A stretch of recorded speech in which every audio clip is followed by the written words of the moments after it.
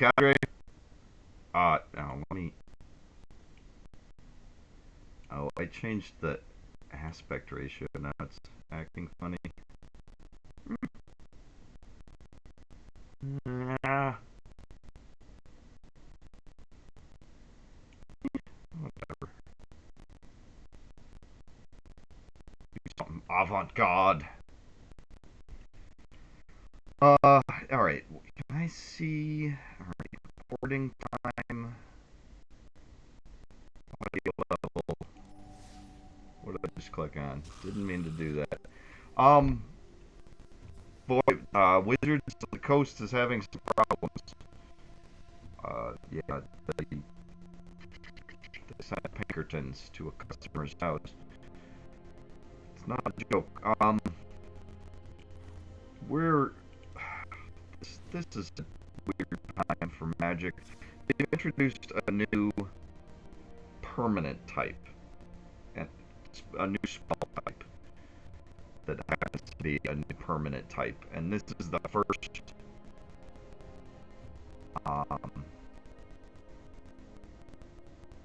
There's been subtypes like vehicle.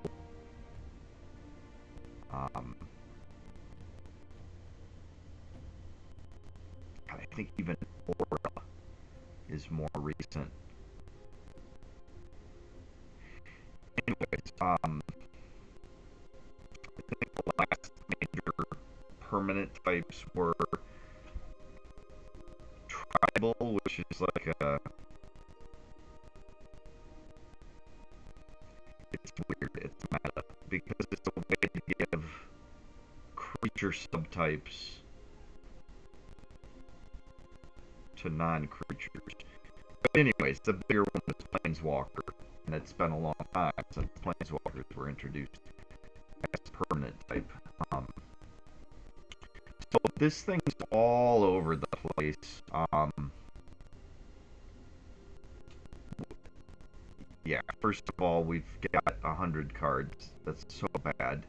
This is so janky and bad. But, our creature types are all over the place. Elves, humans. That's the only thing there's more than 3 of. We got 3 wizards. And, elves, humans, let's do the most. So, we're not a tribal deck. 37 lands. Battle is the new siege. Did I not notice this?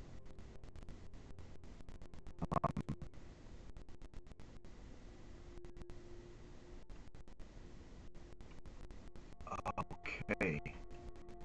Fascinating. What would that mean? So siege is a subtype.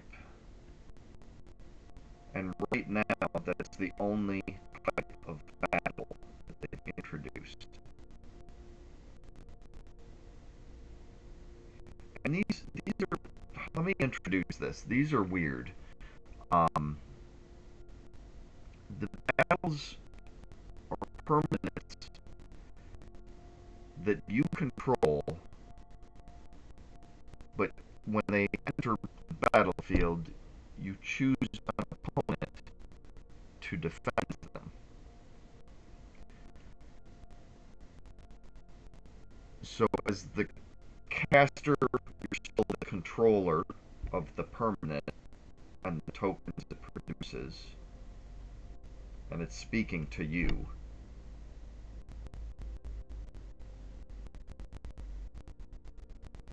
Yeah, it's really strange because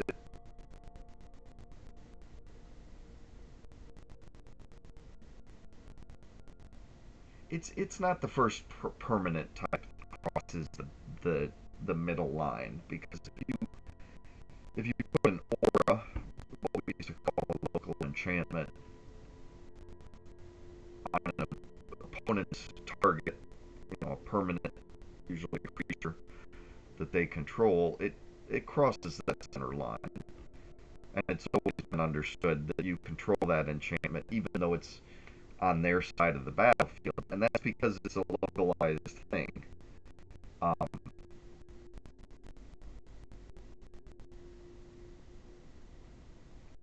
but the flavor is strange on this because these are being used by the Phyrexians are opening, um, interplanar portals that things are coming through. So the siege is on the plane. The attacker in the story, the attackers are the Phyrexians, the invaders.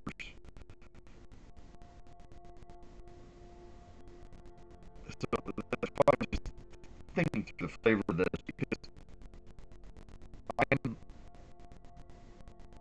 putting this plane on your side of the field. So I'm saying, hey, like this is where you are. But then I'm attacking it. Anyway, the way this plays out is when it enters the battlefield, it usually has an effect, much like a sorcery would. But by becoming this permanent, it gets defense counters. And that's this number 5 in the corner on this one. So you've got to do that much damage to it to transform it or flip it to the other side. And in this case, it becomes a rhino. In other cases, it may become a different permanent type, or it transforms, or it may cast a spell like sorcery. Anyways, but this thing is all over the place. The first few turns is devoted to just establishing our mana base. This is a 5-color deck for good reason. It's focused very much on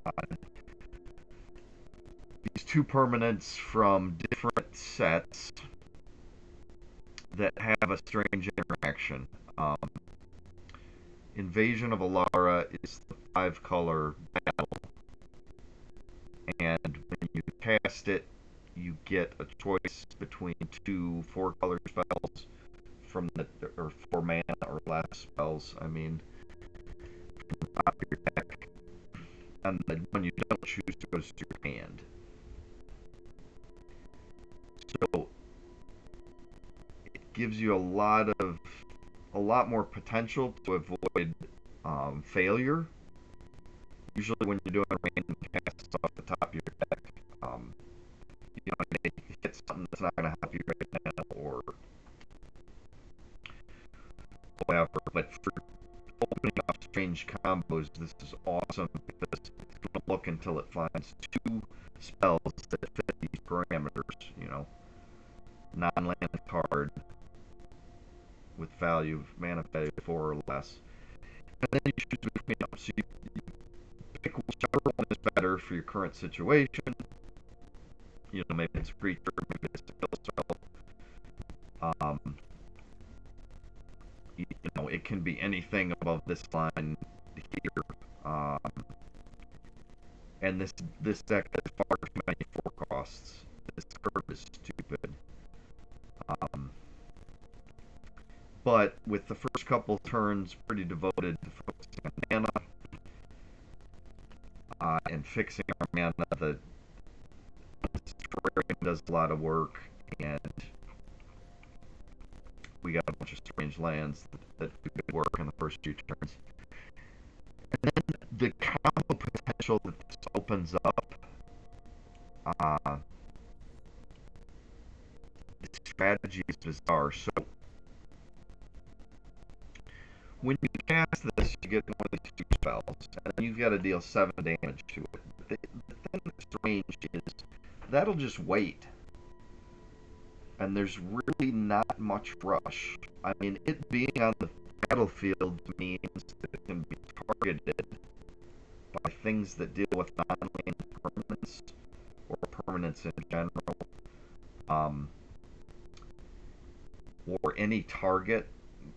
Things that damage any target can now target battles. Anyways, once you deal that 7 damage, you get this weird, like 5-color effect.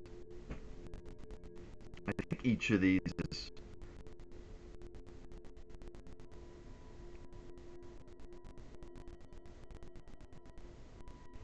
that's an interesting question. The flavor blends. How many is this, anyways? Target player draws 2 cards. That's usually going to be yourself and helps refuel your hand. Put an artifact card from your hand onto the battlefield. Create a token that's a copy of a permanent you control. That one is crazy. The only thing you can't use that well on is legendary things, but we've got things in the deck that get around that.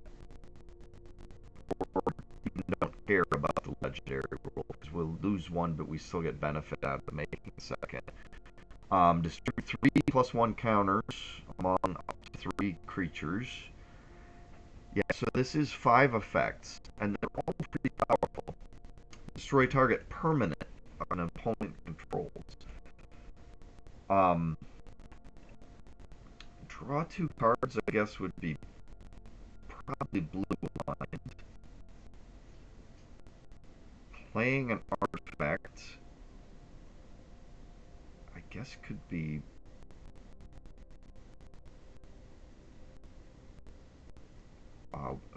white, or yeah, it's probably white.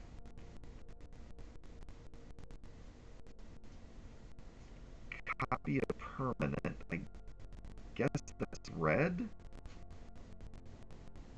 That's strange. These are all powerful. Distribute 3 counters. I just find this fascinating because draw 2 cards feels very blue. The rest of these are hard to place. Playing an artifact for free.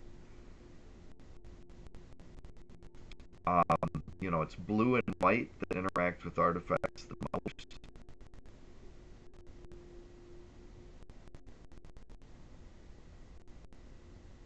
But red does sometimes as well. Usually not like free play or something like that, but I guess the quick cast thing for red really into more. The distribute 3 counters. If it was 3 counters on one target, that would feel very green, although white does that as well sometimes. Like divine power sort of feel. But the ability to distribute them any way you want feels more white. But anyways, and then destroy a permanent, that would normally be black. Could be red, but red would probably have more limits to the permanent type. So each of these is a pretty powerful effect. I mean, yeah, and it's kind of random, but the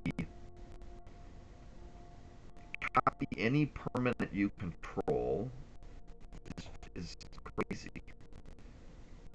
And destroy any permanent target permanent. Anyways, so the interactions with this saga from a different set, which is another 5-color, and it's exploring a weird place. The sagas, you know, kind of progress through a story with different effects. And with these, where they were exploring the idea of becoming a creature. That's the last step. And step 1 and step 2 are both crazy.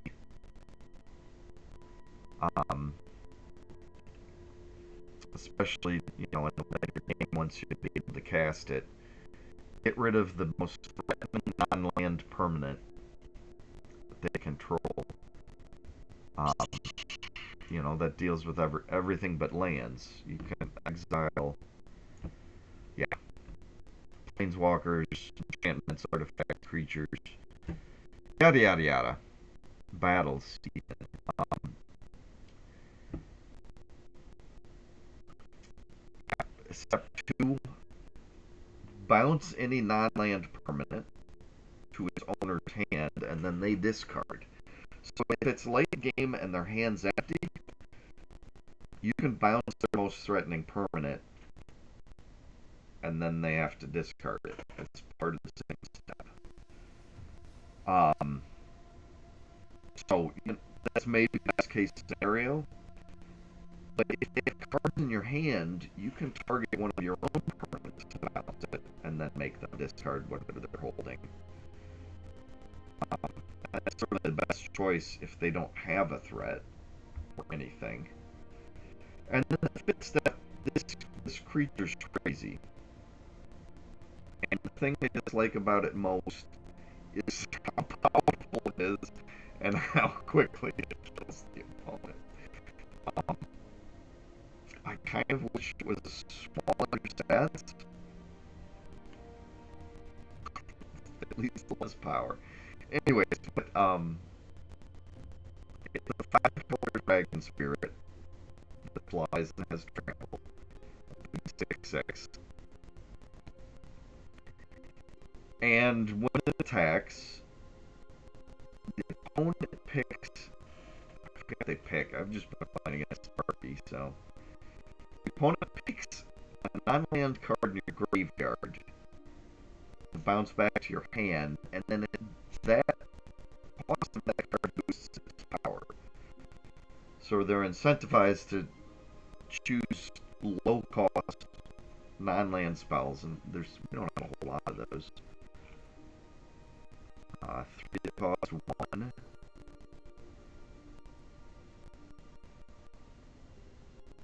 11 that cost 2. Anyways.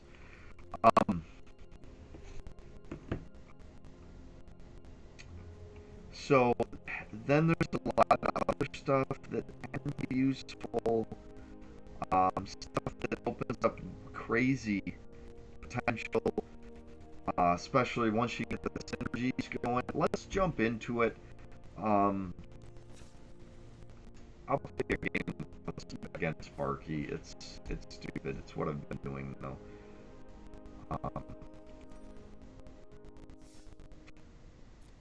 Let's not talk about that. Let's just play a game against Sparky. Maybe I'll do another episode. If we get 127 Ford design likes. This thing green hand. I keep on throwing my hands unless, you know, Let me show you just what you're capable of. So these are new lands that are weird. Forest, plains. They can both be plains. Because that's the other thing I have here. So let's go get a plains. As soon as you play them, you sacrifice them. But it gets you a life and lets you search for 1 of 3 colors in hand. And I want to set up this rumor gatherer. Let's work towards that. I got no sound on the game. I thought I turned it on. I don't care too much. Now, yeah, let's work towards the rumor gatherer. So this is a different one, so it gets a different set of 3. But it also has white, so plains it is.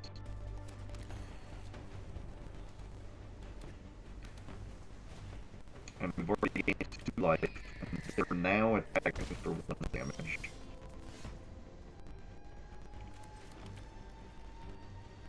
And we have a rumor gatherer.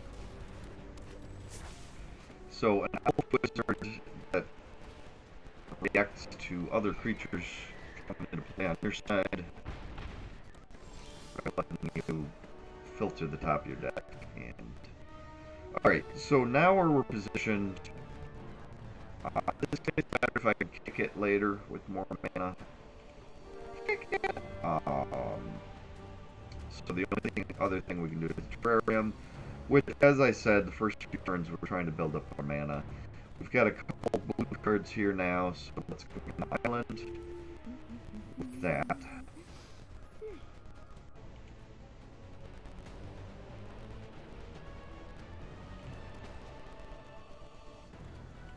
I keep targeting on that. Oh, I can turn it.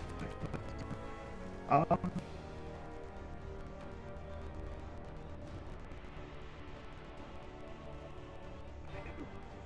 think I want to use this on this guy. The mana, but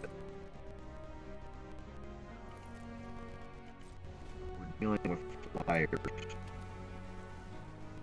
So I should both try to, yeah, there's no good reason not to boost him. Would have been a waste of the resources anyway. I mean, it did draw out the spell and on a creature I wasn't intending to use for combat anyways. Okay, now we got a couple options. But the best one for defense is probably this Elf Scout. This Aeronaut is a 2/4. Yeah, we get more green mana. So our wizard just saw a creature come into play, so let's look at the top card of our deck and we can put it on the bottom card of our deck if we want. That's called Scry. Oh my gosh, am I gonna explain everything? Sure. What else are we doing? I was intending to do this as like a play-by-play. But I didn't start that. I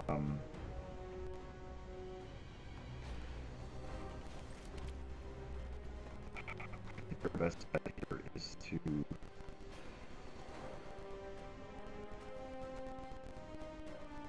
deal with one of their threats during their attack phase.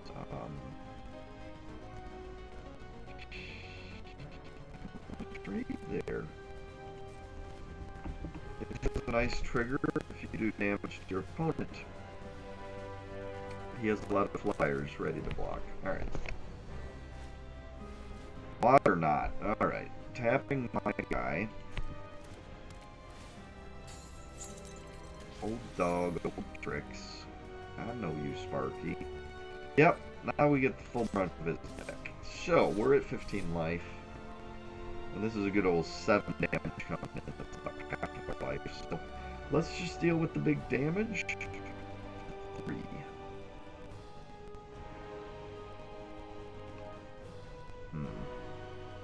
I mean, our other option would be to get rid of the enchantment. So, now let's just deal with the big damage.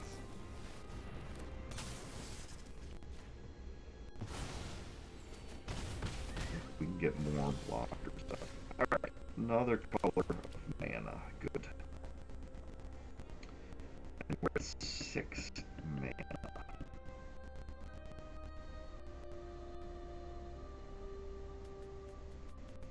We don't have any sort of flying defense ready, so we're going to work towards that. This is the saga that gets mana now for hand. Lands to the hand. Just forests. But in a couple turns, it's going to make a tree that can block fires, so that's good.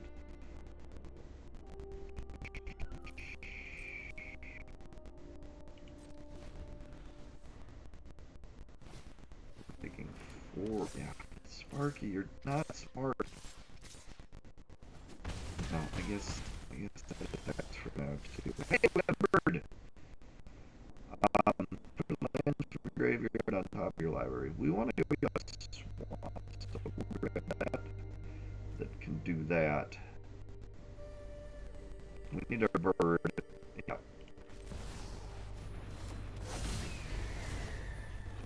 And we'll leave that there, and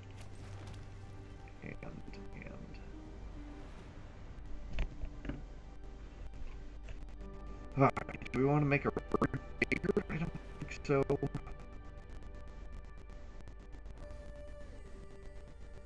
Eight life.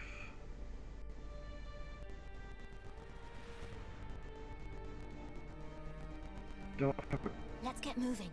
Alright, we're about to get the big guy. I'm just.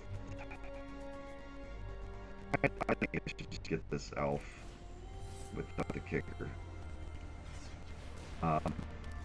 It's still will be useful later, potentially, depending on what we draw. Oh boy. Okay, now we get the unending attacks, so we're all good now.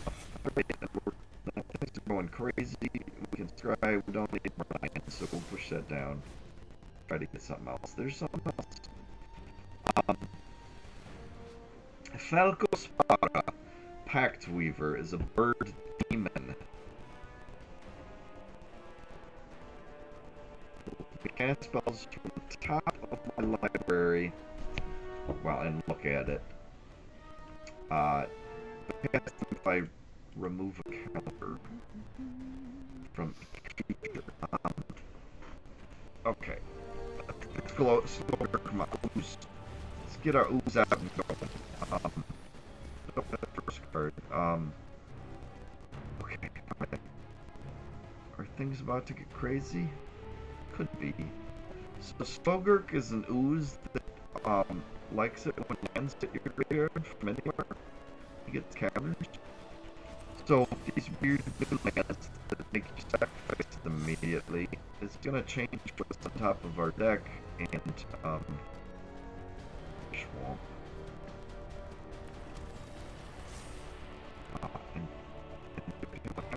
And now there's something different on top, but oh, I don't have blue mana. Let's do another saga. I'm not explaining everything, but chapter 1. Blue mana. So here, yeah, you can see we haven't made any attacks yet. There's still this point in life. But we've now established a lot of don't need the land. A lot of lands. And it's mostly what we're holding and looking at is more land potential. And now we have the tree with reach, and it's 9/9. It's based on the number of lands, and we keep putting more into play.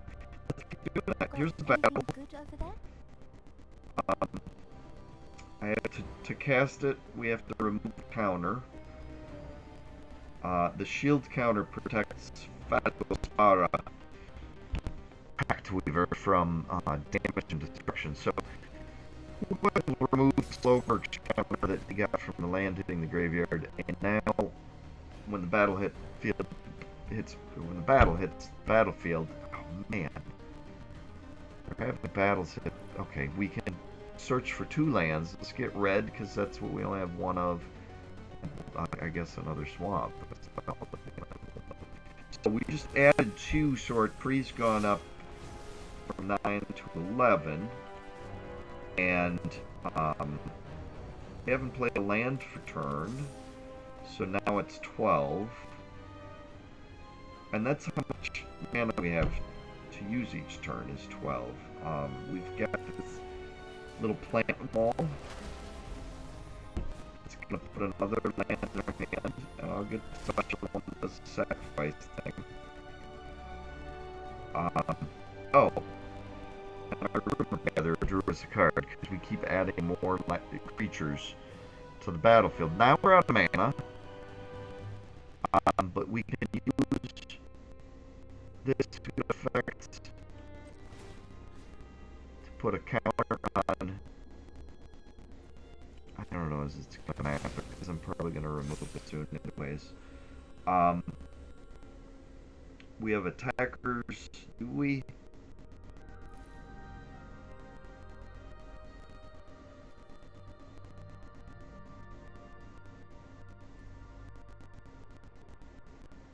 I only have the 2 flying blockers and I'm at 9 life, so it's a weird deck that plays in specific stages. Right now I have no interest in attack, and I still am kind of focusing on building mana and my board and defense.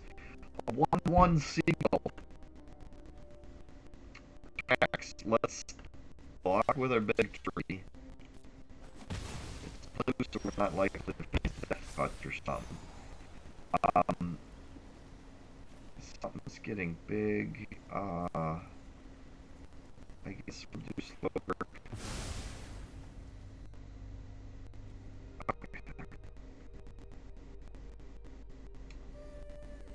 And now we're at the point where we have so many options.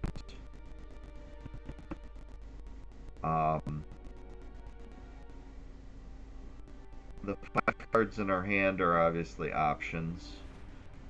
2 of them change what's on top of our library by causing a shuffle.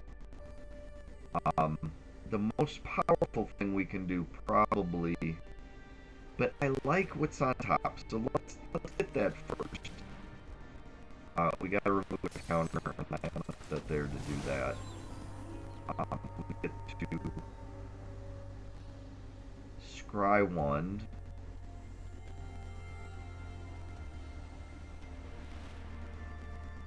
I don't know if it matters, because I think I'm about to shuffle it again, but this lets us see something different. Okay, so, yeah. And that we can't cast, because it's a land, and we don't really want to wait for it. Although bringing a creature into play now draws this card. Keep with it. You're doing great. We have so many options. Let's draw that land by making a wolf. It's so weird. Now we have even more options. Because this land is something I can discard this surrounding card. We can cast this. Jeez. But okay, right now our only counter is shield counter on Falco. So let's play a land. I don't know if I care about the zombie that much. It makes the sacrifices slower, gets another counter. We'll go get another forest. Now there's nothing we can cast.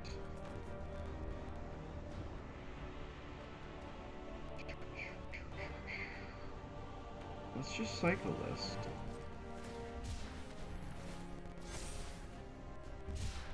That draws us a new card, changes what's on top of our deck, triggers Slogurk to get bigger. He's...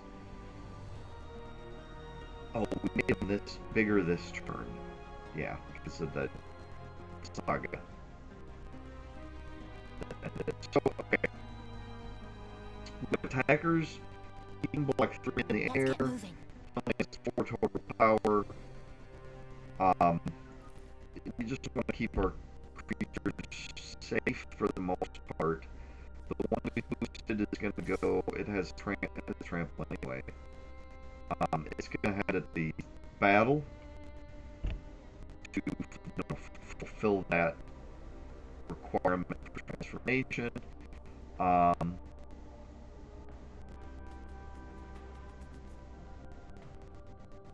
His total toughness is 9.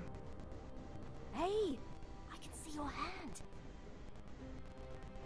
Oh, yeah, I can just barely hear. Oh, maybe you can hear. Wait.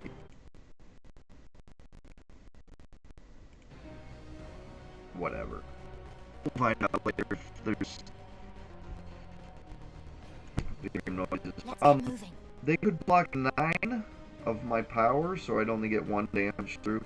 So I'm going to send the tree too. The tree's going to be easy to block.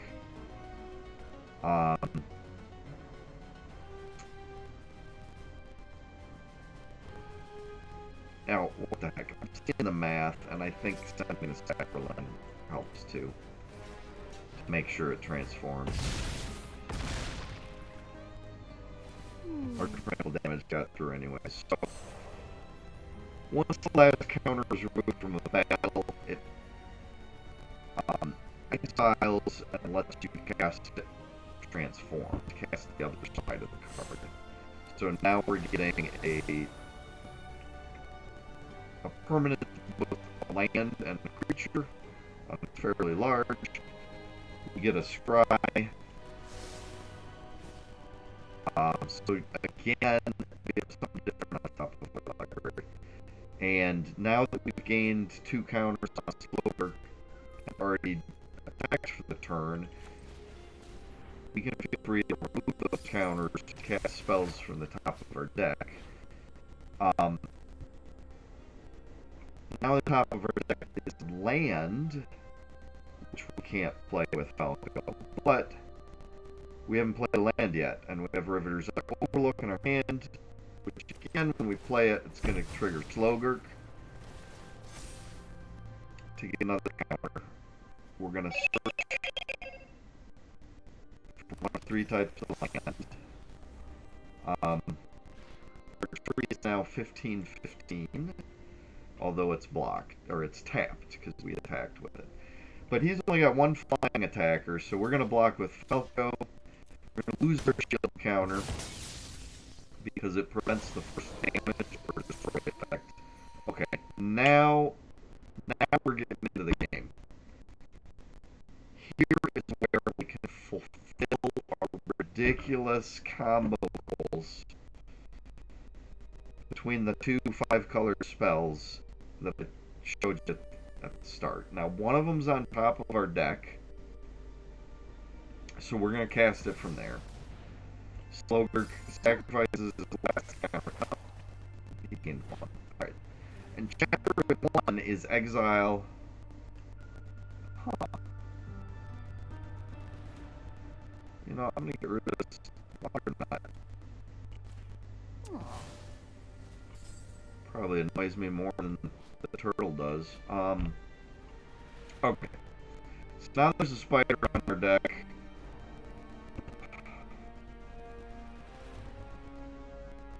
Yeah, don't sit around with spiders on your deck.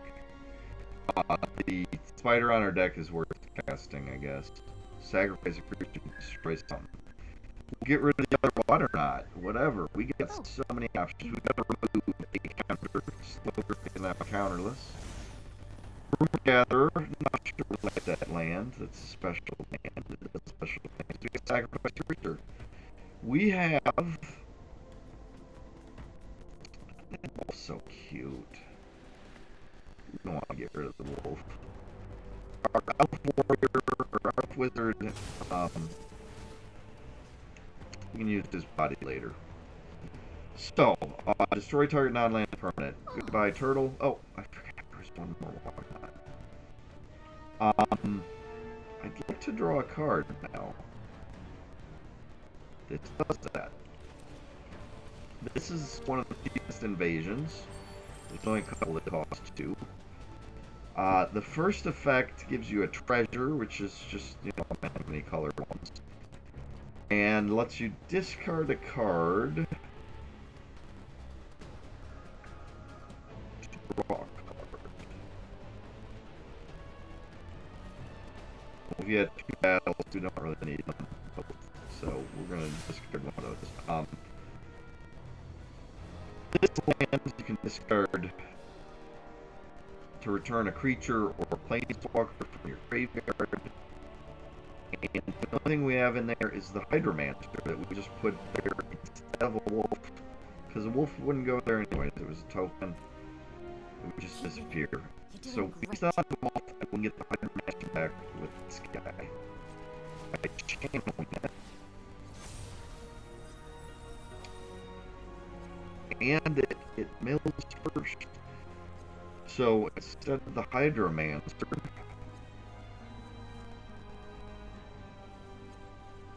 nope, we're gonna hit the Hydromancer. It's the best choice in a few turns. We don't want to play it now because it would require our use of our treasure, our one-time use of the treasure, and we wouldn't be able to get it. The only way we were able to cast what we have was that we've tapped our elemental. And again, we're still not trying to attack our opponent because we're mad. If we were to attack our opponent right now, we'd be dealing 4, 20, 26,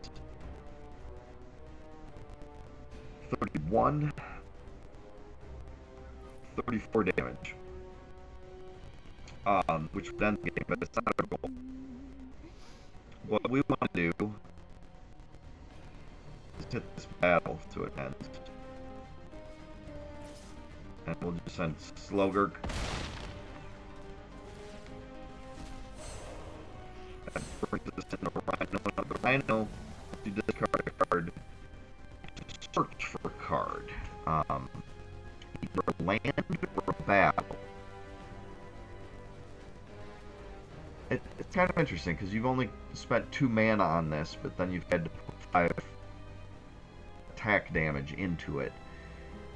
Oh, jeez, I just picked up the Hydromancer, but the body's going to good use. We're discarding that so we can search for a battle. A specific battle, Laura, the one we've talked about already. It's now in our hand. We've drawn an additional card because of our first play, the Elf Wizard, that has been tapped and still continues to do the same now.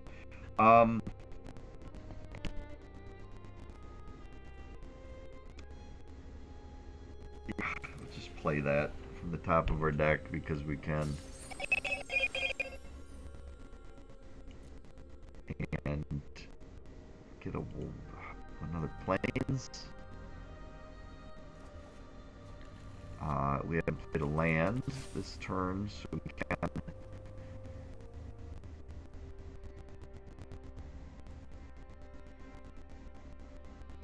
You know, it may be worth it just to use this to get that counter on something. We give up our treasure. We sacrifice the artifact, but that will give us 1 more cast off the top of our deck. So now,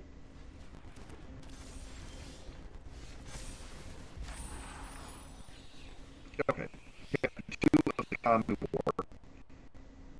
We bounce the discard. So if I bounce their enchantment, they have nothing in their hand, so it goes straight to the discard. It's make and destroy if their hand's empty.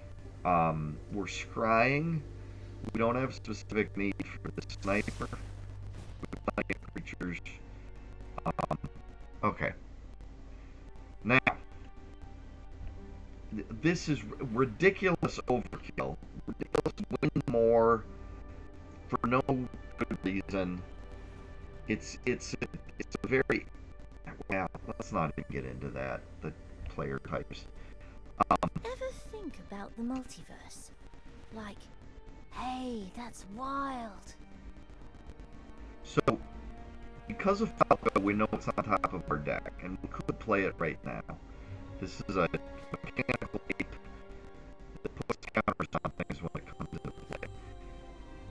I've only recently added it to the deck. It's the newest edition, but it blows my mind because you're getting 2 counters with Falco. That's 2 more casts from the top of your deck that you can put anywhere on a small body. You know, 2-1 for 3 mana isn't bad as a quick block or whatever.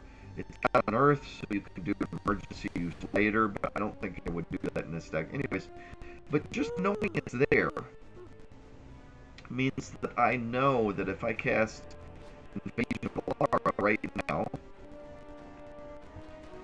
that's going to be one of my 2 options, is this ape that I can distribute a counter anywhere. So I'm going to go ahead and do that. Whoa. Again, we're at 16 lands. And this is skipped over 5 costs. We've got the ape and this Silex. And we might as well get the ape and the counters it makes into play. The Silex destroys things which we're not interested in yet. Alright, 2 counters. we'll put them on whatever the plant thing we're least likely to target. Okay.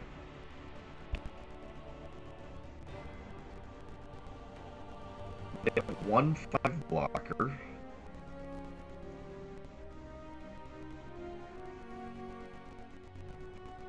So many options. We can copy one of our creatures. We can look at the top 2 cards of our deck in a couple different ways. We can return things from our graveyard.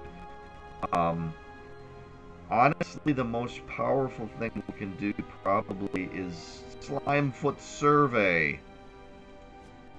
Just ridiculous. We search for 2 lands that have a basic land type. They don't have to be basic lands. So we can search for Spara's headquarters. We've got Spara in play. And Zeotora's proving ground. These have 3 basic land subtypes. They come into play tapped. But this spell puts them into play tapped anyways. 2 of them, multiple land types. Then we can look at the top 5 cards of our deck. Because we have all 5, land types in play. Wastes. Make this 6. And You've got to learn to planes walk before you can planes Ratadrabrick.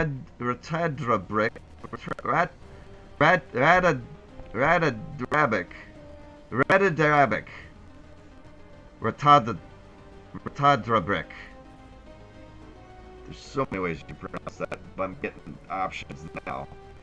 Ratadrabrick of Ulborg. Yeah, he's the one we want. We'll talk about why later. And we can cast him. Wait. What happened? Okay, cast him. Remove counter from the plant. He's cast.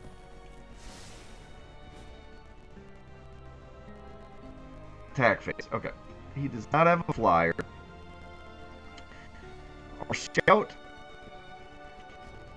lets us put at the top of our deck and draw if we damage players. So he's gonna actually damage our opponent.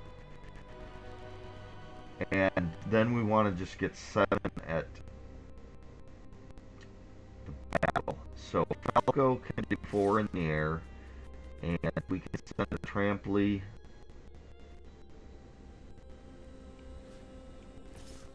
Now, if we send 2 things, we can't buy both. So that'll deal with the battle. We'll get the cast from it.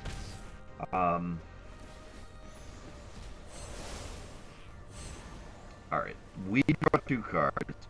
We can destroy any permanent of theirs.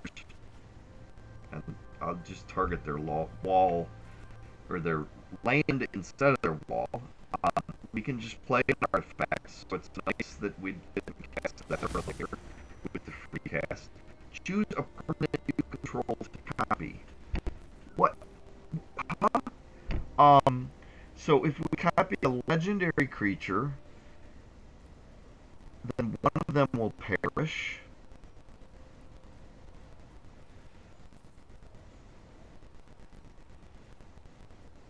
Let's get moving.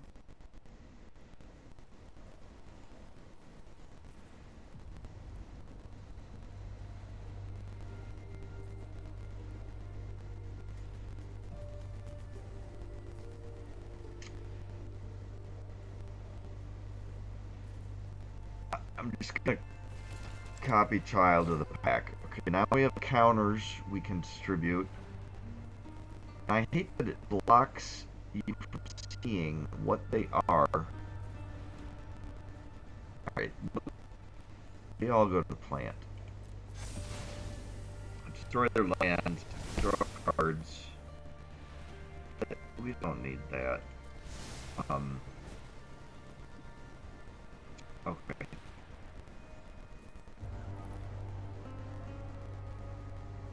So when our scout damages our opponent, we get top 5. Get the Soul of Windgrace. Discard a card.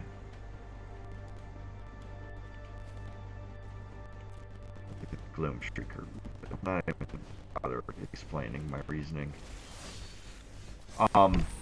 Okay. Things are happening. Rumor gatherer, that's fine. We can run that. Okay. Craziness. All right. So,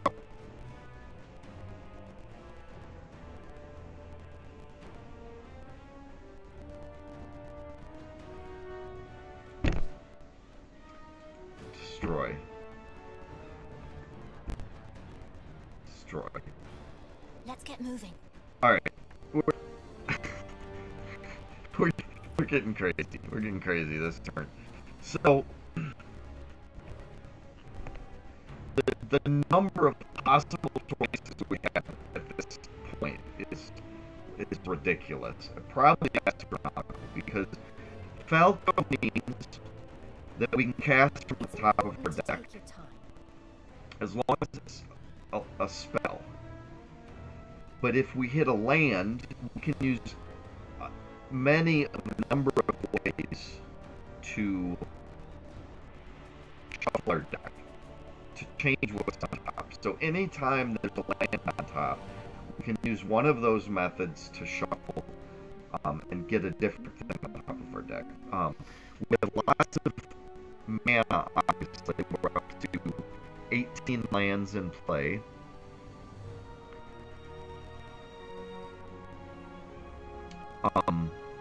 And what we're about to have fun with is rather the topic of Urborg, who's Going. You can do this. rules breaking in a way that blows my mind. And what's happening in Magic right now, there are so many things that are like rules breaking, and they've always pushed the boundaries of the rules. That's the whole point of an ongoing game like this of exploration. I hope I win. Continuous development. I hope you win too. But okay, this is a zombie wizard with vigilance and ward. So when he attacks, he's still untapped. And when your opponent targets him, they have to spend more money for it to succeed. It's important to take your He time. gives other zombies of yours vigilance. Right now, we don't have any zombies. As we pointed out, this is a tribal deck. We're all over the place. Elves is the best camaraderie we have. You know, if you go through it, we've cloned a werewolf.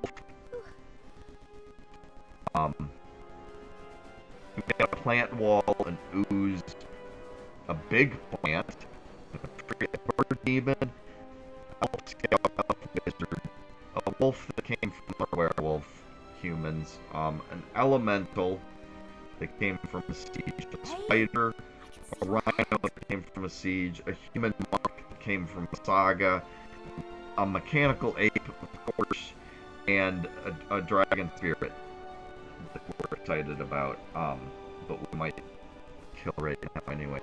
Actually, what? No, we have ways to return it.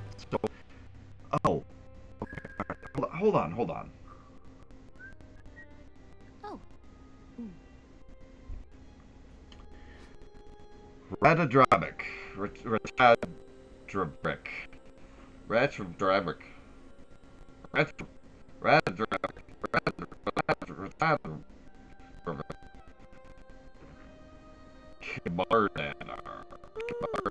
It's easier to pronounce backwards. Whenever another legendary creature you control dies, create a token that's a copy of that creature, except it's not legendary. It's a 2/2 black zombie in addition to its other types. So, Keep with it. You're doing great. he keeps legendary creatures alive by turning them into 2/2 zombies, which as long as he's on the battlefield have vigilance. Now, right now, our legendary creatures, other than Ratadrabic, are only Nail, Keep going. not You can do this. Avizoa Aeronaut, our Elf Scout, Falco, Peckweaver, Slogurk, the Overslime, of course. So if one of those three dies, we'll get a zombie with all the same stats except being 2-2. And you know, being zombified and having vigilance. Now we have a battle in our hand that kills. Nope. There it is. We can choose to do either or both of these: destroy all legendary creatures, and or destroy all non-legendary creatures. So we can wipe the board, and if all of our creatures died at the same time, Ratadrabek sees, even though he's dying, since they're all dying simultaneously, he sees that the other legendary creatures are dying. And because of the way magic works, the timing feels weird, but it's all happening at once. You know, he's alive until he's dead, but because the death is triggered and then happens, like he sees it occurring, and his magic works as it's happening, even though he's in the process of dying. Triggers. It's like a protective ward, almost a spell put in place beforehand. If he dies, he doesn't protect himself, so he's not coming back. But and so they will lose vigilance because he'll be gone. But he will turn all of your legendary creatures that are dying into zombies of the same type. We could do that now, but there's one more legendary creature in our hand that might as well add to the party.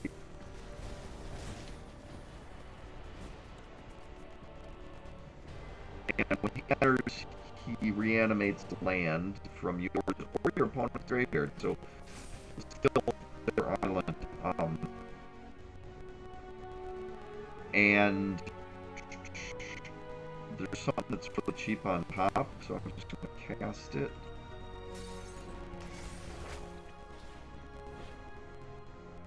And now there's an important land on top that we want.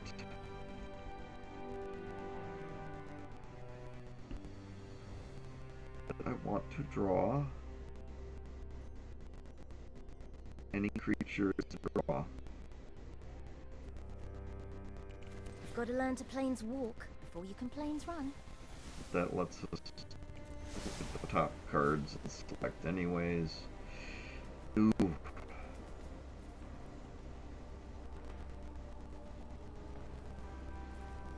Yeah, this melds with a creature, and we don't have that creature, so we're gonna get another legendary and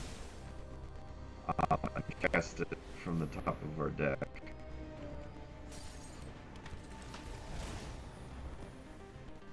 And there's another creature.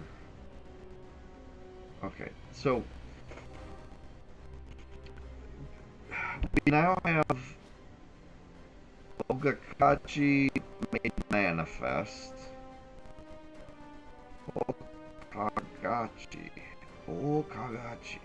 Okagachi. Okagachi. Keep going. You can do this. Flying. Oh, summoning sickness. Okay.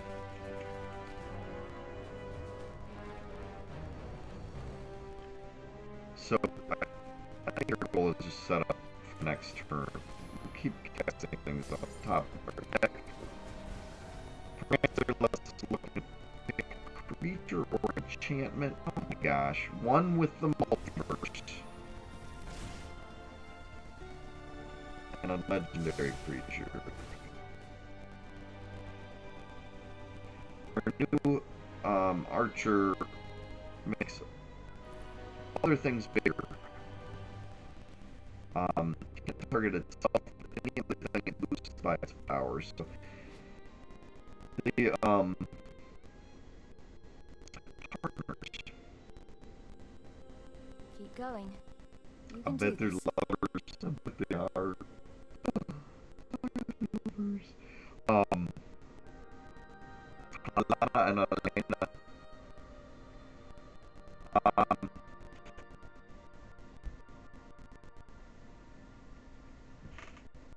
uh, yeah, they make things bigger It's based important on to their take your time. power, but they can't target themselves. But, you know, whatever.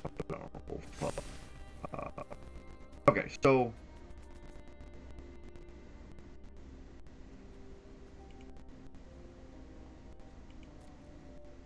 we forgot to cast the battle. We're just gonna go with third scout.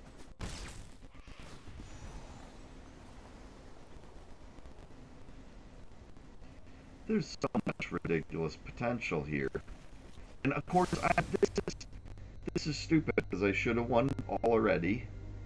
The only reason the game is continuing is because this is a computer player, you know, AI-controlled opponent who doesn't care. Discard 2 cards.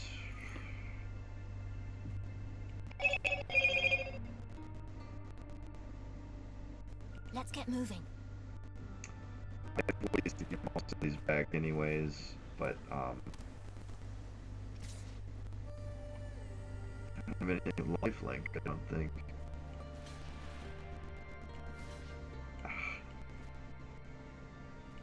Just block with a big tree. 1919.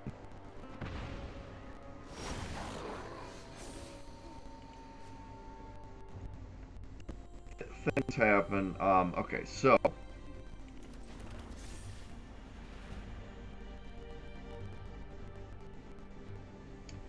we now have one with the multiverse.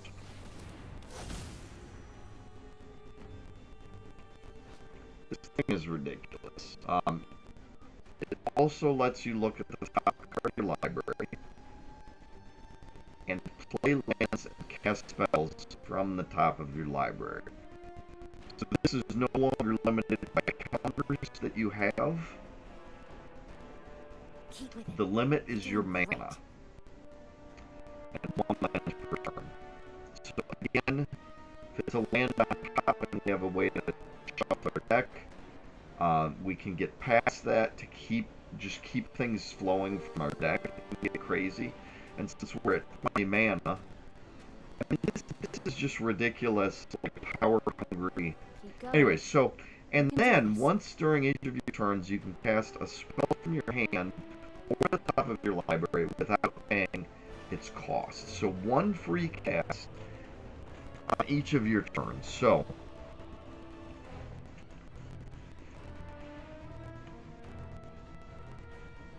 we have several legendary creatures and tons of non-legendary creatures, some of which came from battles, some came from sagas. So they aren't even creatures in the graveyard. You can revert back to those types. And let's destroy all the creatures. But first, Got anything good over there?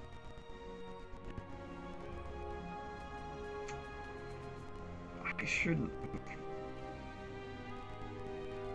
have discarded undercover operative.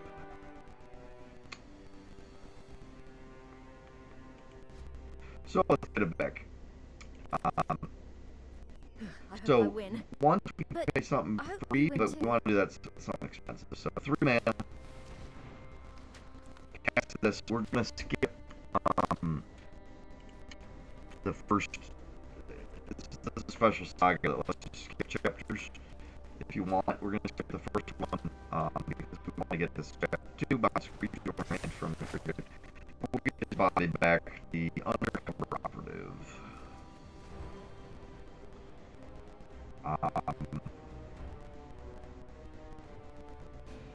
He's going to be able to survive 1 destroy.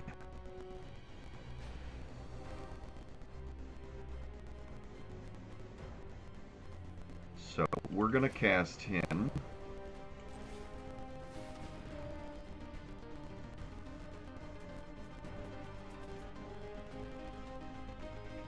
There's still a lot of good options.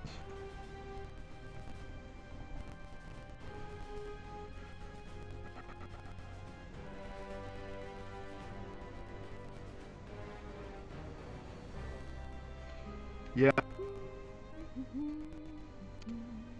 We're gonna copy Ratadrebic. Ratadrebic is legendary, so we can't have two copies.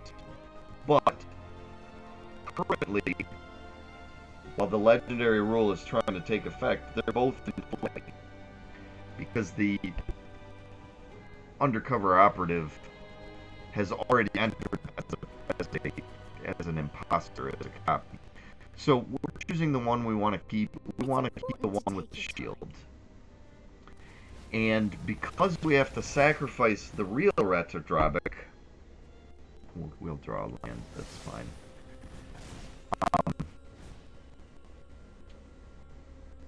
Yeah, this wizard becomes crazy because it always triggers the scribe 1 second time. Oh, draw instead. Anyway. Okay, so I hope I win. we made an imposter Ratadrebic, and because we can't have two legendary Ratadrebics, we had to sacrifice the real Ratadrebic, who is now in the graveyard. But when that happened, they don't trigger themselves when dying. When that happened, the imposter saw the real one dying, so he made a zombified version that is not legendary. So, we now have two copies of Ratadrebic, a legendary and a non-legendary, and the non-legendary can survive because the legendary rule only applies to legendary permanents that share a name. They share a name, but only one of them is legendary, so they can both out. So, now we can make a copy of the token Ratadrebic, which is not legendary.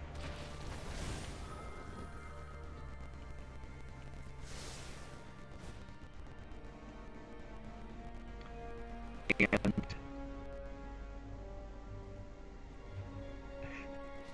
so, Mirror Hall Mimic is a copy of Ratadrebic that is not legendary, and it's now a ghost of a zombie wizard. It's oh my gosh, it's a Mirror Hall Mimic imitating an undercover operative, imitating wait, no.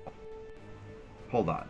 It's a Mirror Hall Mimic, a ghost, imitating a zombie that was created from the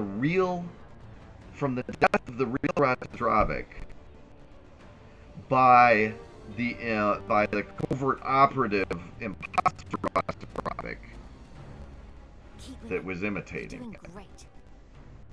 So we now have the non-legendary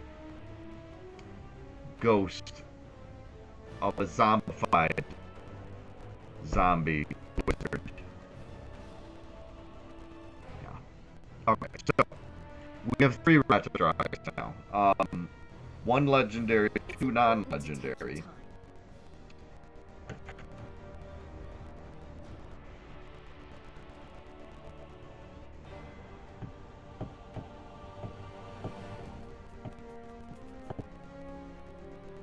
Yeah, I'm just gonna cast. Oh, I don't have 2 mana. I thought I had. I guess our elemental died. Maybe we didn't get it this game. Didn't we have no anthem?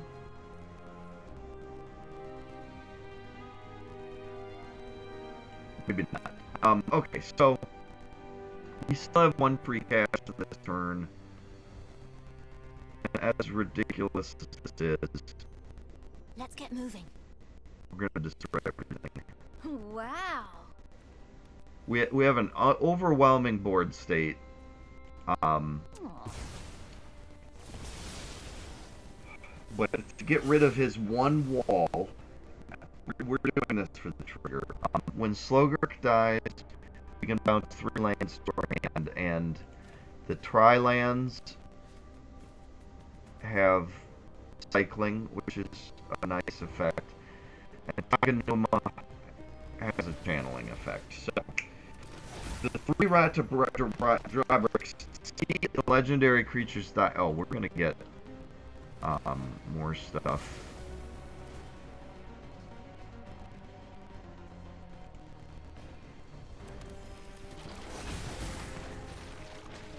Okay, so the 3 Rata-Drobrix, having seen all of these legendary creatures die, have put stacks on the triggers on the stack to reanimate them, and they're now all their zombie versions are being made. And every time a Soul of Wind Grace comes in, it returns the land from graveyard straight to the battlefield, which we're then sacrificing to search for a basic land that we're putting into play. Spider could destroy. Well, Spider could gain us life, but we don't want to do that because it exiles the body. Okay, so now we did all that to get to this ridiculous board state. Our undercover cooperative has survived because of the shield counter it gets. So we still have a legendary Retrodrobic, but all of our non-legendary creatures have now turned into 3 token creatures that aren't legendary, so none of them are going to die. And if we reanimate the real ones, they won't die. Except for Retrodrobic, because we have a copy that is legendary. It looks like a real one, even if it's a spot. Anyways, so now Alana and Elena are going to make something bigger. They can't target themselves, but they can target each other. So each of the Halanas is going to target a different Halana, and then when we resolve, we end up with a couple of 4/4s and a 6/6 that now have haste. So we can send one straight at the battlefield. Again, we're not that interested in killing our opponent yet because we're having fun. But this battle the field tonight turns into a creature that's gonna draw us more cards. And it also does great things with battles. So we end our turn, and on our next turn, we draw an extra card. Our Saga's trigger.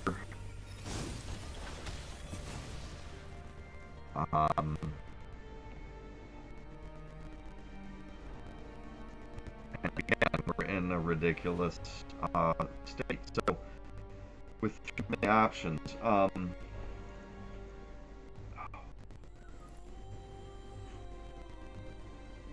why are we doing this? I hope I win. But I hope you win too. We are losing life, but okay. Let's do some invasions.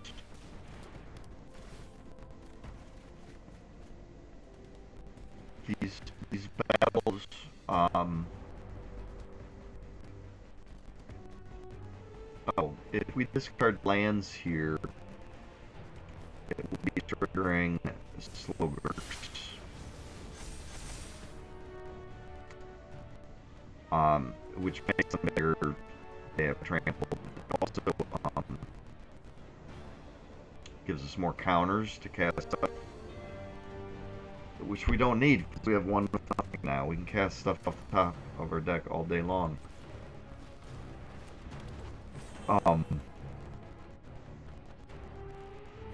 Jesus, so much stuff.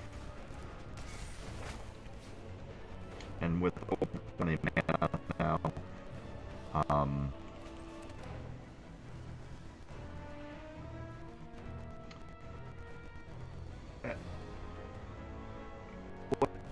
I mean, obviously we had to kill a long time ago. I wanted to show you the loop. That's what we're headed towards. Let's get towards this loop. So, Let's get moving.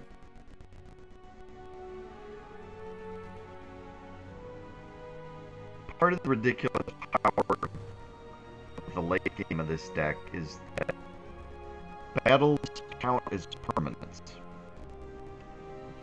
So anything that targets permanents, non-land permanents, or non-creature permanents, Oh, sorry. permanents in Thought I saw general, something. target battles. And that's an important lesson they learned from the way planeswalkers were introduced, is that they became complicated and convoluted what you can target them with in terms of damage or whatever, and there was a damage redirection rule for a while where if you could target the player, then you could redirect the damage that was being dealt to the player to a planeswalker they controlled.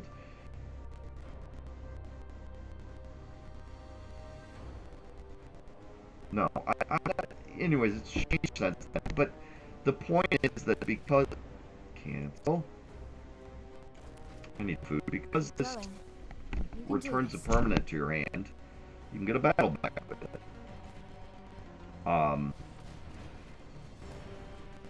And the goal of this deck is to get Invasion of Alara, a 5-color spell, and Kami War, a 5-color spell.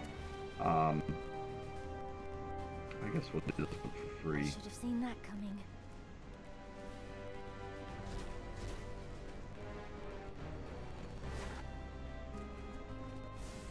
So we get kind of a free cast from the top. Make a treasure token. Oh, something transformed. Get a creature.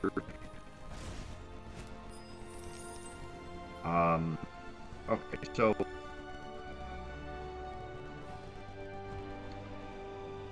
what I don't have is the Kami War.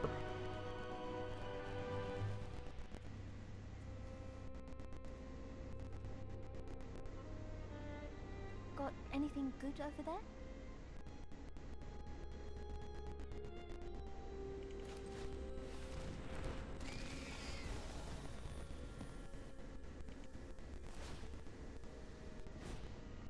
Haha! Invasion of Chandelar. The only non-creature that was on top of my deck. Oh! Invasion of Tolvada. Even better. Okay, so the battles are...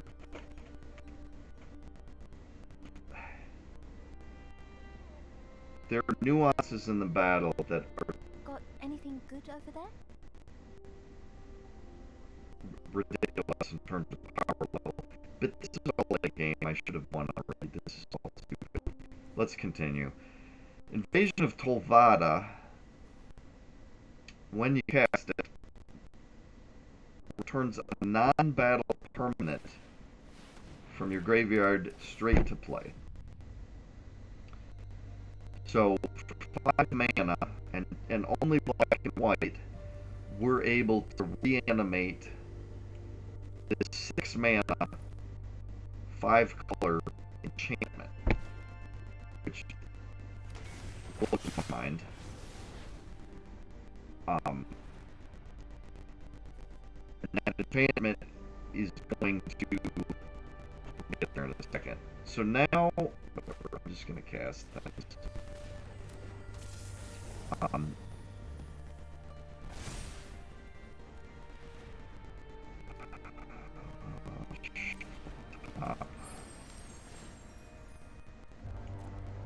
Looks like we're out of mana.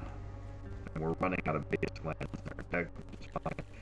17 cards left in our deck. Oh, another war. Second copy. We're out of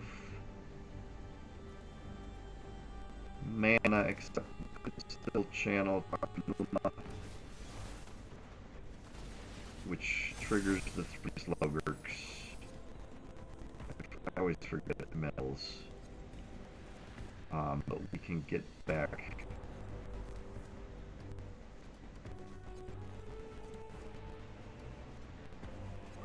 Creature.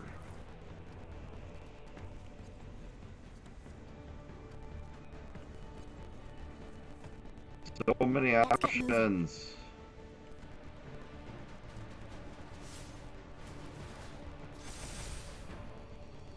Yeah, the Slowbirds. Okay. Now we head into attack phase. We're gonna have to let us keep boosting each other.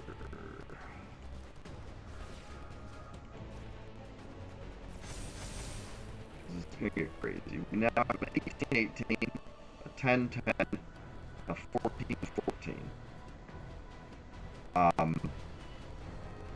So we have all this raw power, but our interest is to get this recurring value out of these battles. And our hand is overfilled anyways. So we're gonna send our creatures that have attack triggers at these battles. And I'm only sending them 2 because Marchesa,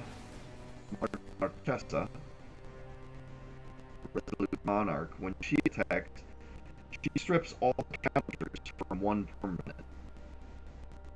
So she has an interaction with battles that blows my mind. She is a battle, but she can completely win a battle just by attack. Let's get moving.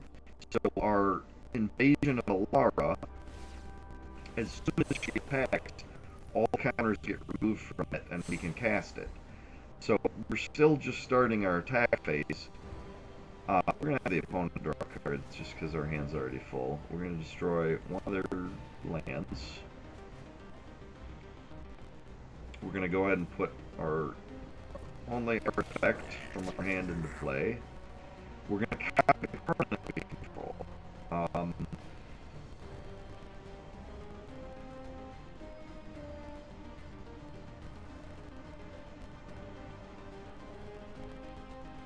One with nothing.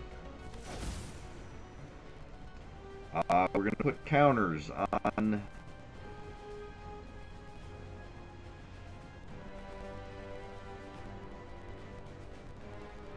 our smallest partners.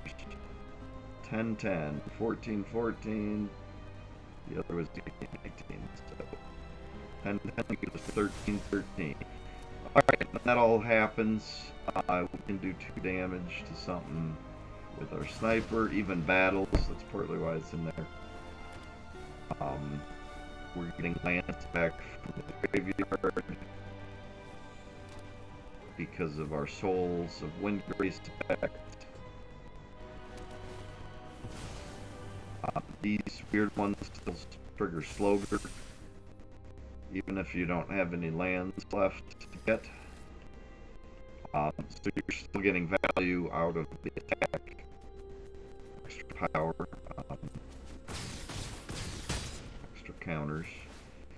And all this power that we're attacking with is going into converting these battles into, transformations.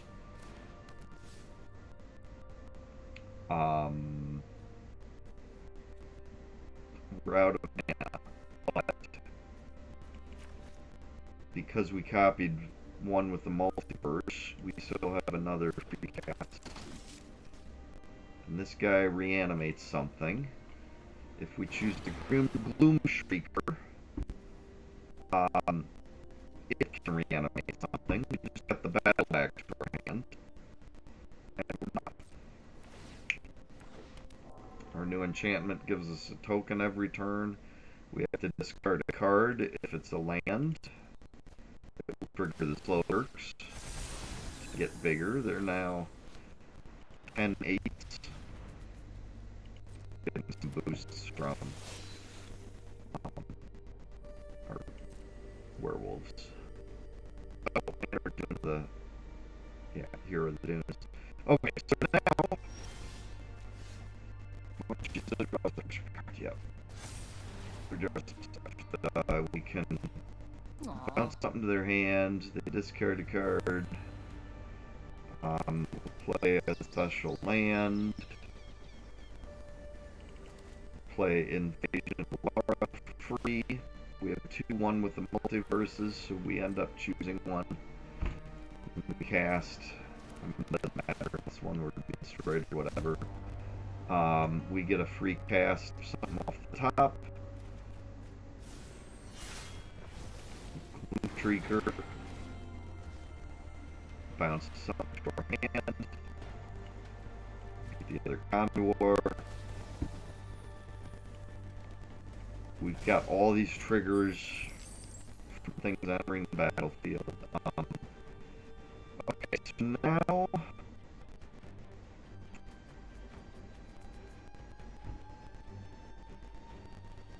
there's just so much we could do, can do, should do.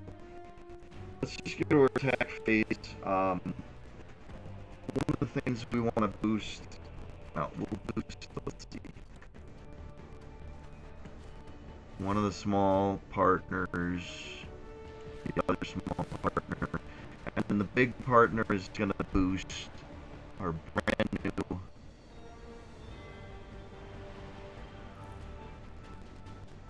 wait, we didn't get it yet. Never mind. We'll keep boosting partners. Alright, it's been a few policies. We now have a 48-47, an 81-80, and our little guys are 19-18 at this point. So, we're, it's ridiculous. Okay, so we're attacking with the ones that have attack triggers. Ever think about the multiverse? Like, That includes hey, her that's wild. and the guys that make lands.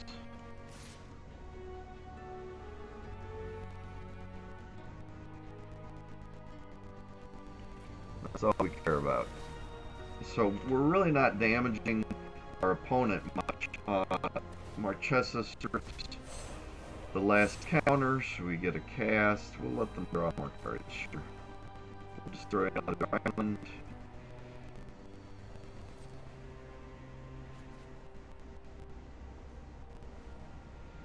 Oh, we'll copy one with the multiverse again. We'll put counters on our smallest. We can find the target. Oh, here we go. The smallest. And Elena, Soul of Wind Grace, is reanimating lands.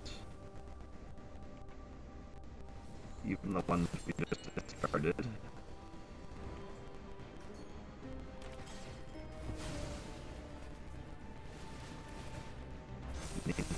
Sacrifice trigger slower, even though there's no more lands to get with them.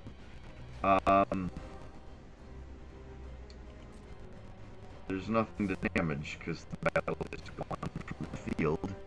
So,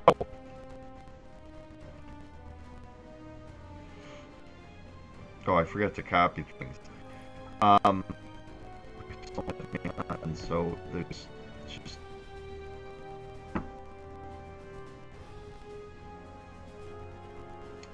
I'm gonna cast Kami War for free. To Plains Walk before you can planes run. With one of our ones. 3. We are now 3 with the multiverse, just to be clear. Wow, that was wicked. Combat board comes in, and there's nothing. There's no non-land permanents that the opponent controls. Whoa!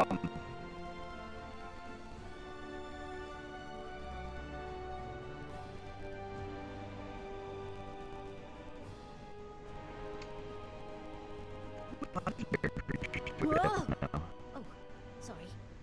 Thought I saw something. Very few. We've made them all non-legendary. We've got Bratadrak.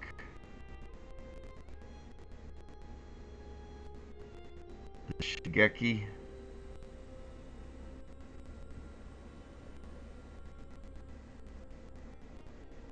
Alright, well, cast for free About off the top. multiverse. Like, hey, that's wild. This returns a creature or battle. So we can get an engagement back.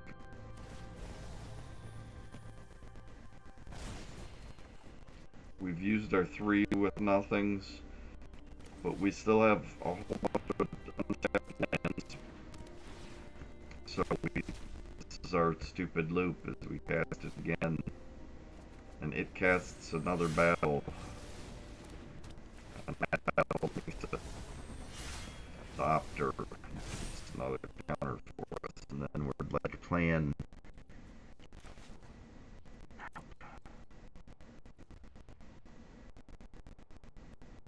It's just all ridiculous. Humans. Point me towards the fight. They, of I'm course, ready. won't let me do this. I'll be your shield. Okay, we've got Titania, which melds with Argoth, into Titania, Gaia Incarnate, but Titania, voice of Gaia. Oh, it comes Gaia. Yeah. It's important to take your time. We need those to be real cards to transform. What we don't need is I don't know what I'm saying. Ratrovic.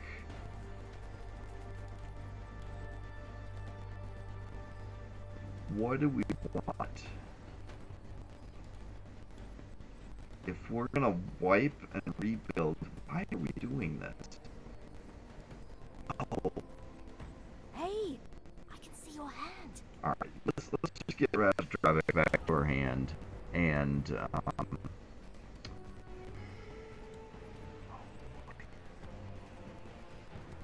another thing. Unlimited power.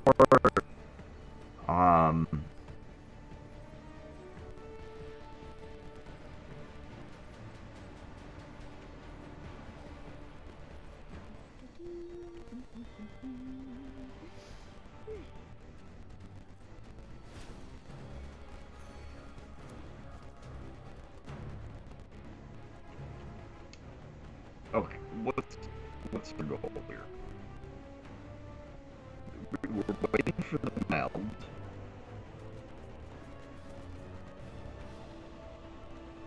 Okay, so we want more copies of Gotta learn to Ratadravic. planes walk before you can planes run. We only have one right now, and he's an undercover operative.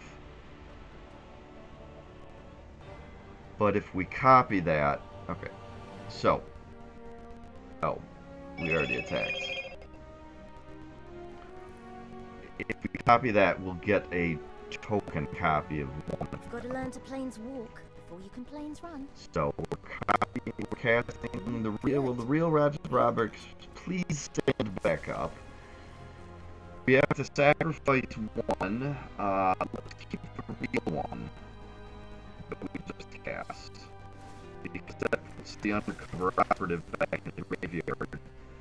We can use his body again, perhaps in a different way. Okay, so now he's made a token copy of Ratrovic.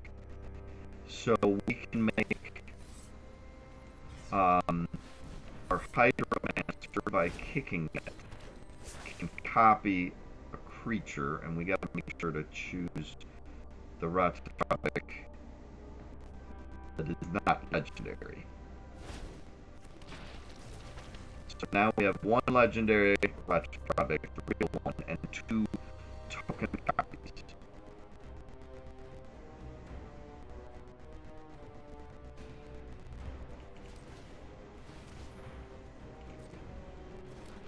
So we're just going to use the rest of our mana, which there's very little left anyway. Okay. And we'll plan to have the most ridiculous next turn possible. Because Gaia Incarnate is going to be entering the battlefield. Her parts are already there. They just need to meld together at the start of my turn. So, yes.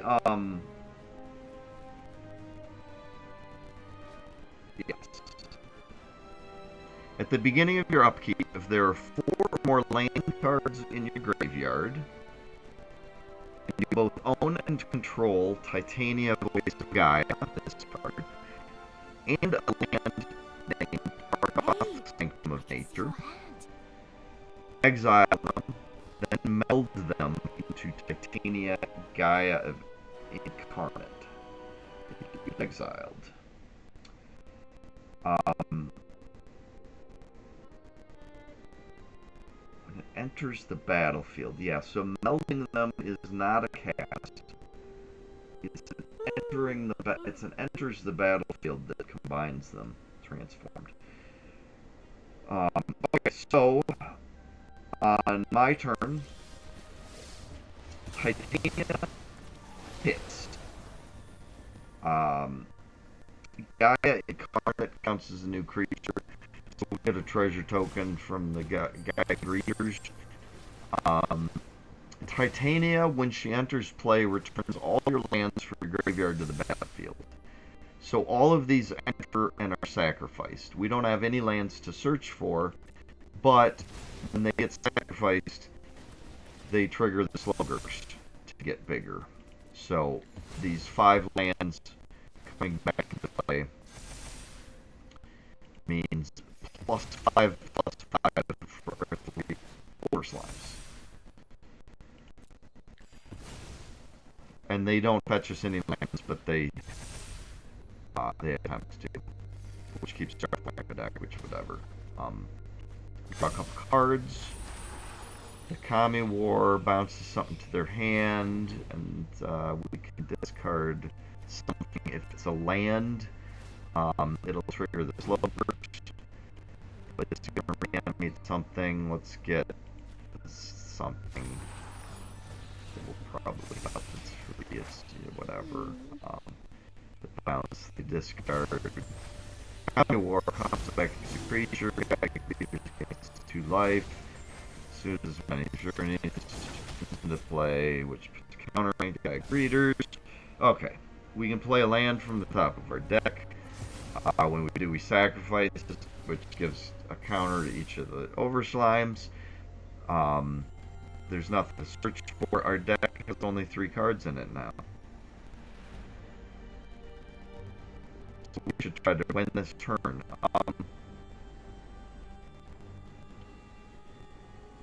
Let's destroy...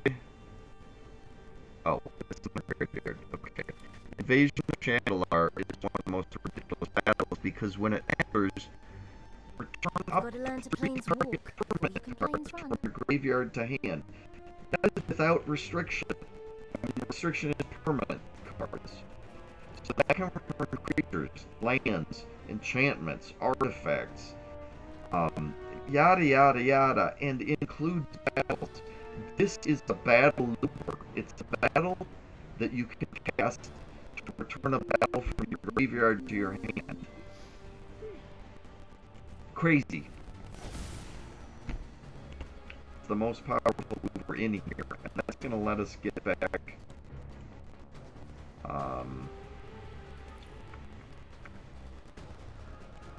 Crap. It's in play. What I want is in play. Oh, it's up to 3.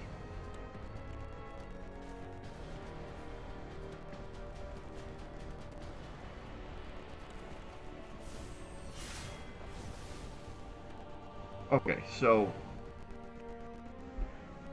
yeah, what I was thinking of is actually Chessa.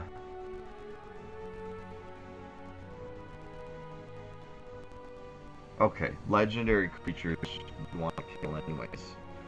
So Keep going. You can do this. yeah, we're working towards really violating these weird rule breakers. We already have 3 copies of Wrath of Drobic, but we can Mirror Hall Mimic for free.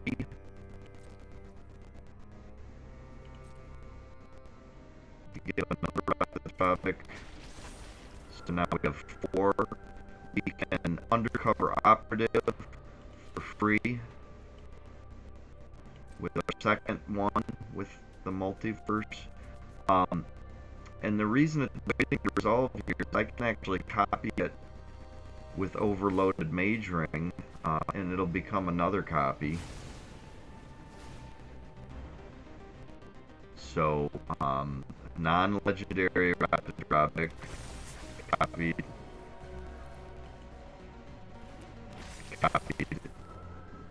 So that's now 6 copies of Wrath of Drobic. Which means if we cast... Wait.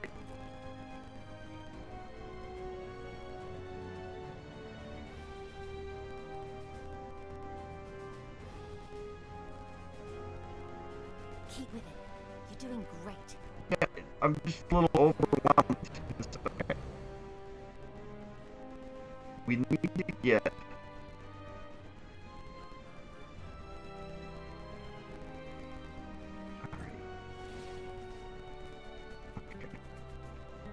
We're giving haste to our dragon spirit.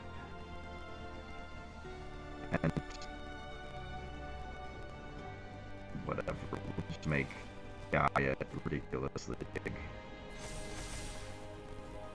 She already had haste. Okay, then we go to the attacks. And we want to eliminate... wait. We want to transform 2 of these.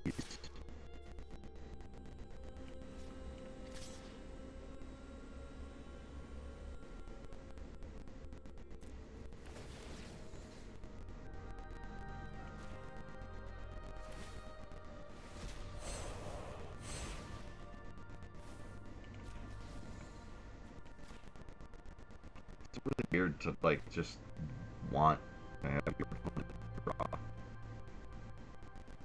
Oh, rare effect. Copying the permanent with 6 Wrath of Drobics. We have 7 Wrath of Drobics. Whatever. I'm just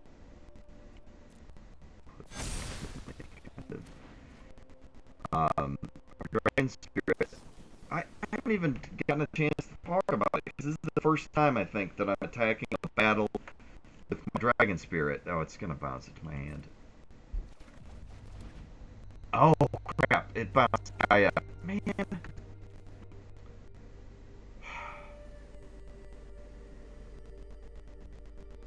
Wait a minute. We're attacking with Marchesa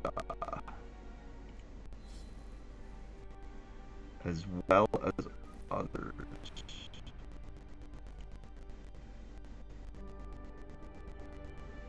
Drat. Keep going. I should have You can attacked do with this. more. I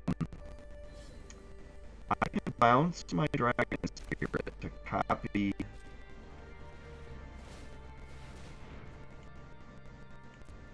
Marchesa.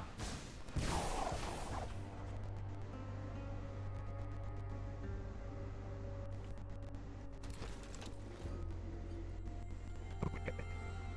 So now I have 2 attacking Marchesas. And I want to keep the token so that the real one goes to the graveyard.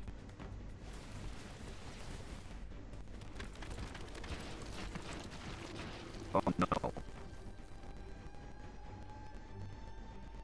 Oh no. I can fix it.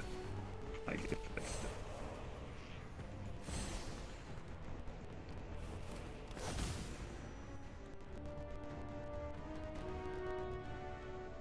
Yeah, by making these Marchesas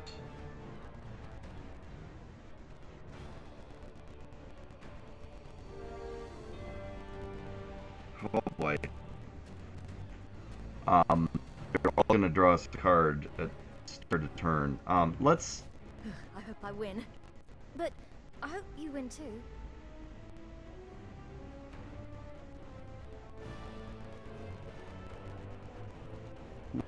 okay, let's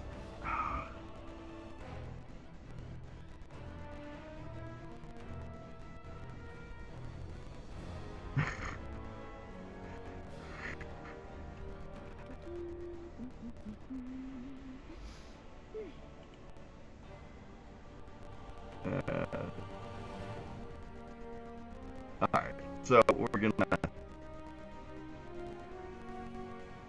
play a land.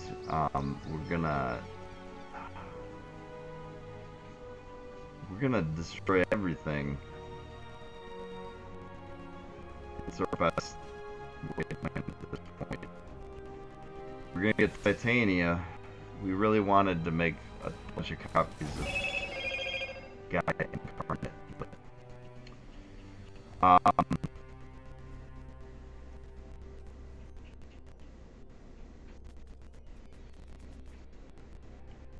yeah.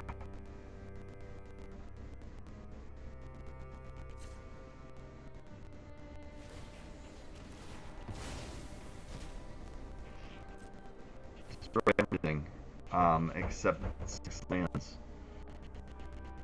Okay, 1, 2, 3, 4.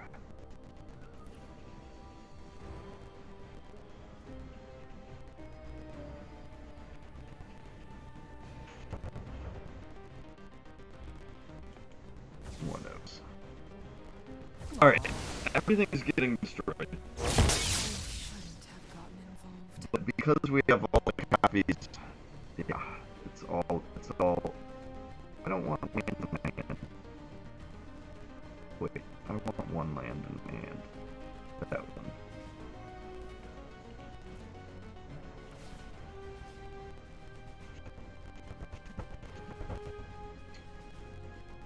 I could be discarding lands.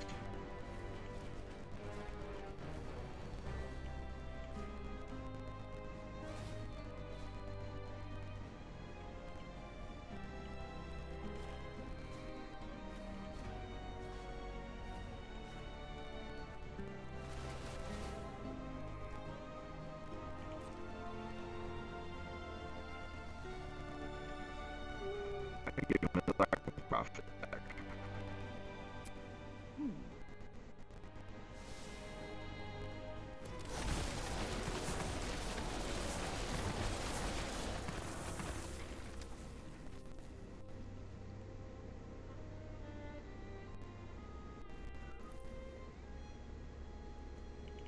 Crazy. Whoa.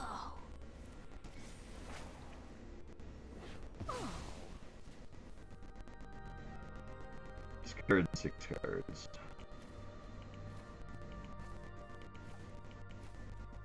They're all lands.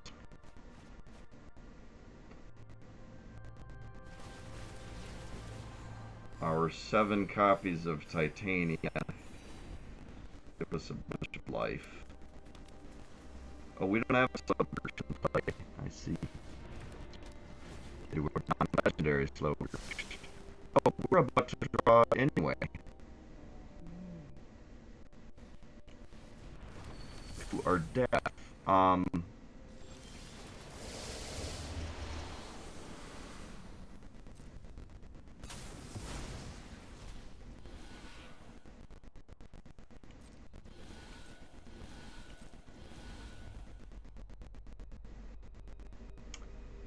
Yeah, I just killed myself in dramatic fashion, didn't I?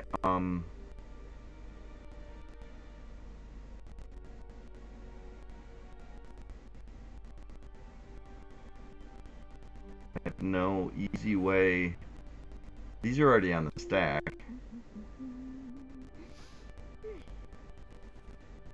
I don't. Do I have any way to reshuffle in this stack? This was all stupid. I've said that several times, but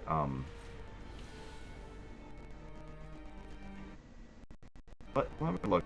Let me look at the graveyard. That's where pretty much the whole deck is right now.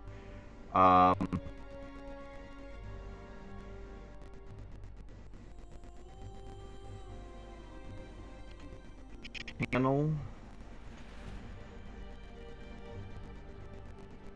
Let's get moving. Wow, I've really foiled myself in spectacular fashion. Um,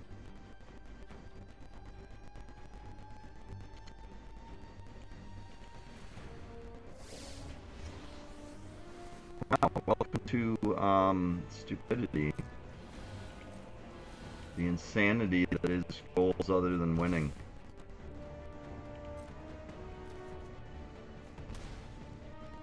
This is it. There's nothing. There's nothing I have prepared for this. But it wasn't easy. Alright, so we'll be adding a reshuffle. The goal there was to get 7 copies of Gaia.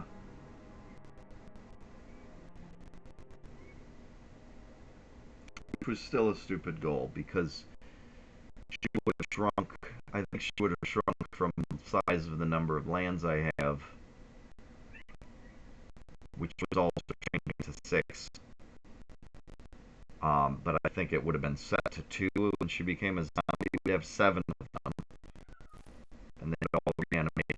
Anyways, but part of the reason I enjoy this deck is because there's so much potential for ridiculous and unexpected card interaction that it's fascinating to play, to see the opportunities, and it wouldn't be a good deck for somebody who is overwhelmed with choices.